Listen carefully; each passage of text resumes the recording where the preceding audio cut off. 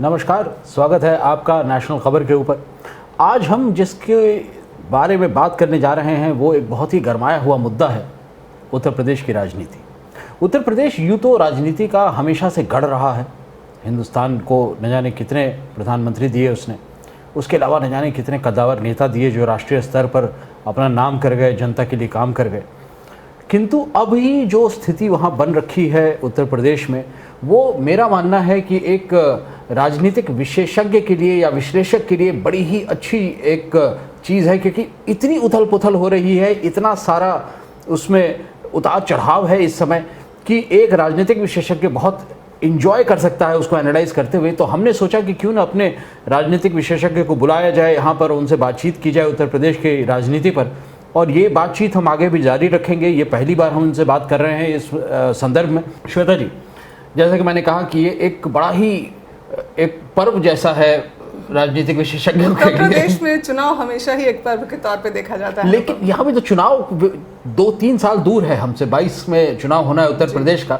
बावजूद उसके जो इस समय उत्तर प्रदेश की राजनीति में उथल पुथल है, सिंचाई अभी से शुरू हो जाती है जी। फसल भले ही तब कटे, सिंचाई अभी से चालू हो जाती है। और जैसा आपने अपने इंट्रो में कहा भी दर्शकों से कि कई प्रधानमंत्री वहाँ से निकले हैं, तो जी हाँ, 14 में से 8 प्रधानमंत्री तो उत्तर प्रदेश से ताल्लुक़ रखते हैं। तो एक ऐसी ज़मीन है बिहार के अलावा अगर यूपी को देखा जाए तो जहाँ की मिट्टी में मतलब हर बच्चा राजनीति के हर पहलू से वाकिफ़ होता है। और नेताओं के लिए ये एक ऐसी ज़मीन है, ऐसी कर्मस्थली है जो माना जाता है कि उन्हें बहुत आगे तक लेकर जा सकता है।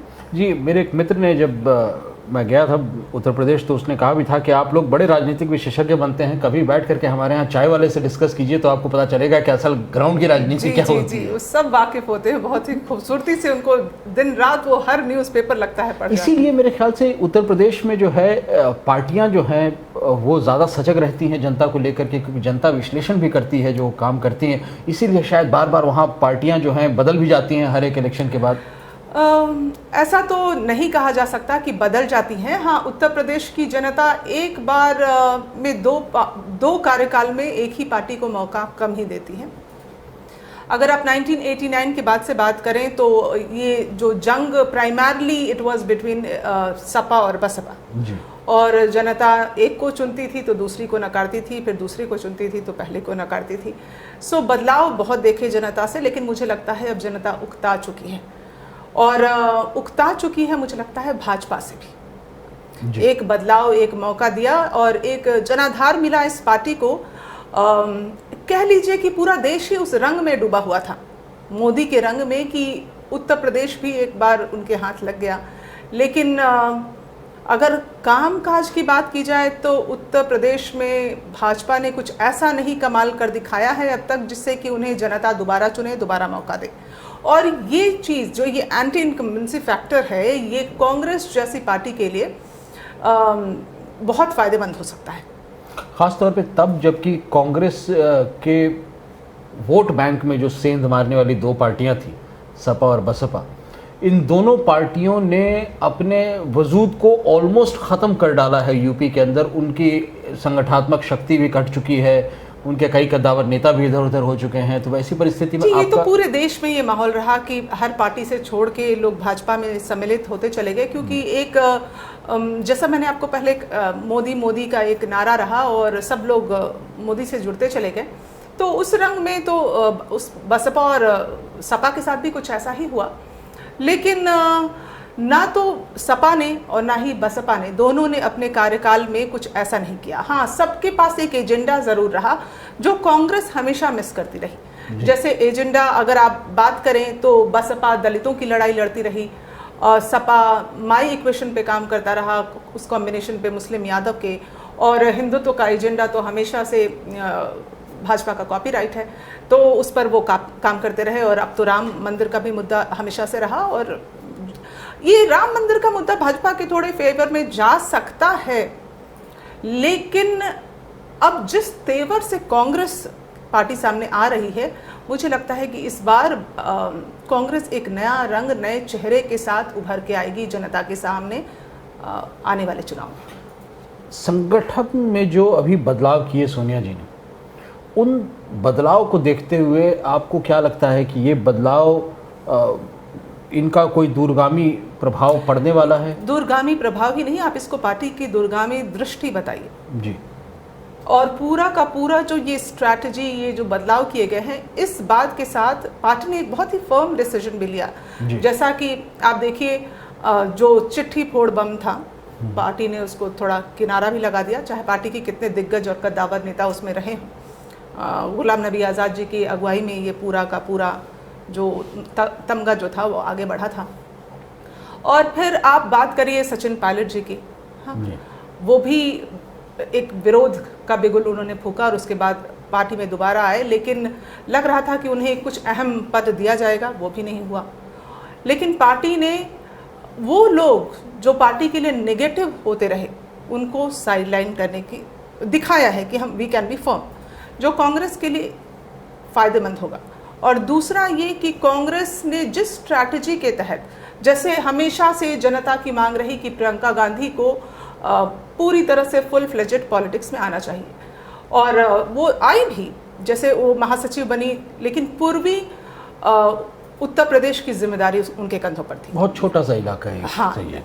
लेकिन अब पूरे प्रदेश की जिम्मेदारी उनके कंधों पर डाली गई है, क्योंकि ना सिर्फ पार्टी बल्कि पूरी देश की जनता जो कांग्रेस समर्थक हैं वो सब जानते हैं कि ये अगर झंडा कोई बुलंद कर सकता है कांग्रेस का, और जो पार्टी की डूबती नैया है कोई पार लगा सकता है, तो वो दारोमदार पूरा का पूरा आप कह लीजिए कि कांग्रेस में जो है वो प्रियंका गांधी के कंधों पर है। जहाँ तक सवाल उठता है उत्तर प्रदेश का, तो एंटी इनकम्बेंसी, जैसे आपने कहा कि एक बहुत बड़ा फैक्टर है, और यूपी में एंटी इनकम्बेंसी और बड़ा फैक्टर बन जाता है, क्योंकि आमतौर पे वहाँ पे एक पार्टी को 2 लगातार बार पावर में नहीं दिया जाता है। लेकिन जहाँ तक सवाल उठता है, यूपी ने 2 लगातार बार जो है मोदी जी को भारी बहुमत से दिया अपना समर्थन।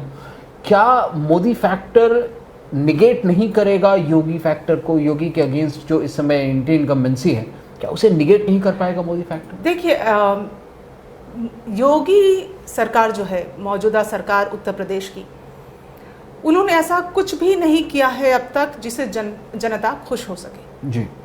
जैसे अब मुद्दे अगर आप देख लीजिए तो योगी सरकार के खिलाफ इस वक्त बहुत सारे मुद्दे जा रहे हैं, यहाँ तक कि इस दौरान भी, लॉकडाउन के टाइम भी आप देखिए, प्रियंका गांधी ने चाहे जनता का दिल रखने के लिए किया हो, जो भी है, एक सहानुभूति उन्होंने दर्शाई, बस लगा के मजदूरों को लेकर गई। लेकिन योगी सरकार के खिलाफ बहुत ज़्यादा लोगों ने कोई सराहना नहीं की।